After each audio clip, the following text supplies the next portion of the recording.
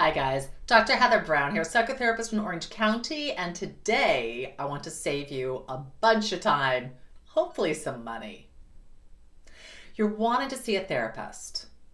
What are the steps to go through? Now, I've been a therapist for 25 years, so I've got a lot of information to make it easier for you. First off, if you go to a church or a temple or a religious institution, a lot of times the person who is the rabbi or the pastor offers a couple of free sessions. Ask there first. Second, if you're in school, contact the school and ask, do you offer free counseling or free psychotherapy? Sometimes they do. Third, if you're at the place where you want to find out, does your insurance cover this? Call your insurance company. What tons of people do is they start looking for a therapist, but they have no idea of their insurance policy coverage. So this is what you want to do. Grab a piece of paper and a pen. Call your insurance company. If you're not certain, the first question you ask is this an HMO or is this a PPO?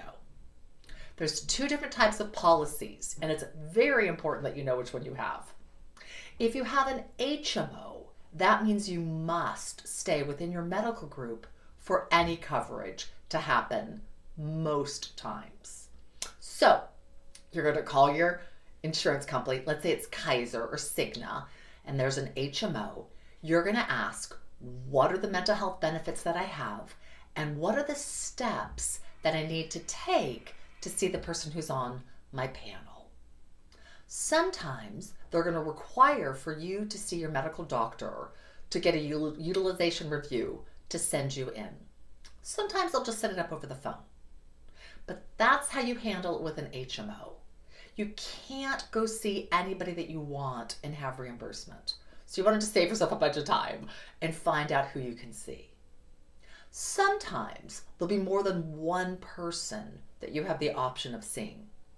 If there is, ask for the name and the phone number of both people, call them, and see if they'll spend a couple of minutes over the phone with you, just so you can get a better feel and you can ask any questions you have. Now, if you have a PPO, that means you can probably see pretty much anybody that you want to. Now, the least expensive way is to once again call your insurance company and ask, who are the therapists who are on my panel? Give them your zip code, tell them what kind of counseling you're looking for. And then they're going to come back with the name of 1, 2, 3 therapists who are nearby you or who are doing virtual that you can see, and then that way you only pay your copay. That's probably going to be the very least expensive way, certainly the quickest way, to find out who you can see inexpensively, or relatively inexpensively. Ask for all the names and call them. Ask any questions that you have. See if they'll give you a couple of minutes over the phone before you actually schedule your first appointment. Most therapists will do that. Now, if they're all booked, or if you just don't get a good feel for them, and you decide you want to go out of network, that's the time where you actually ask your friends, is there someone you recommend?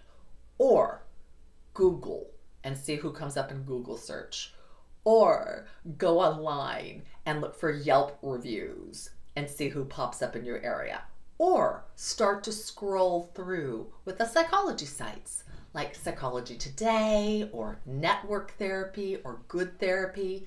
You'll put in your zip code, you'll get a massive list of therapists. You can read through their bio, pop over to their website. Some of them will have videos. Check and see if they've got Yelp reviews. Narrow it down to the ones who feel most comfortable to you. And then call. Ask if they'll give you 10 to 15 minutes over the phone. Most therapists will. And that way you can ask specific questions. I have a test coming up in algebra and I have to pass, and I've got huge anxiety. Do you work with teens? Do you work with anxiety? Are we going to be a good fit? Now, if you're looking for couples counseling, I always suggest that both partners call. Oftentimes, the therapist will speak to both of you separately for a couple of minutes, just so you have a good feel of, do I like the way they sound? Do they feel they listened to me? Do they feel warm and accepting? Because that way you walk into the therapy office for your first session feeling a little bit more ready to start work. There's a lot of ways to check out people to see if they're good therapists. Google search, Yelp search, look and see if they have a YouTube, word of mouth. But these are all things that are going to come into play if you have a PPO. Now, if you're a cash client, you can see whomever you want. And once again, speak with them over the phone. You don't have to, but I think it gives you a lot more information. And as a therapist, I always ask to. It's a whole lot easier for me to book a session online and never talk to the person live. But if I'm going to meet with somebody, I want to make certain they're comfortable with me. And I also want to make certain that I've got a skill set that can actually benefit them. We're told in the psychotherapy world to tell people, give me 3 or 4 sessions. I'm just going to share something different. I think in one session, you can have a very good idea of how does it feel working with this person. It's important that you remember that this is for you. This is your time. And so you are actually the person who drives the session. So if there's certain things that you're wanting, or if there's certain things you don't want, make certain you let your therapist know. Most therapists are pretty good at being adaptable, at listening to what their client needs or wants, and guiding the session in that way. Do you want a lot of information? Do you want a lot of feedback? Do you want some research? Do you want me to let you just be creative? Or do you just need to talk and unload?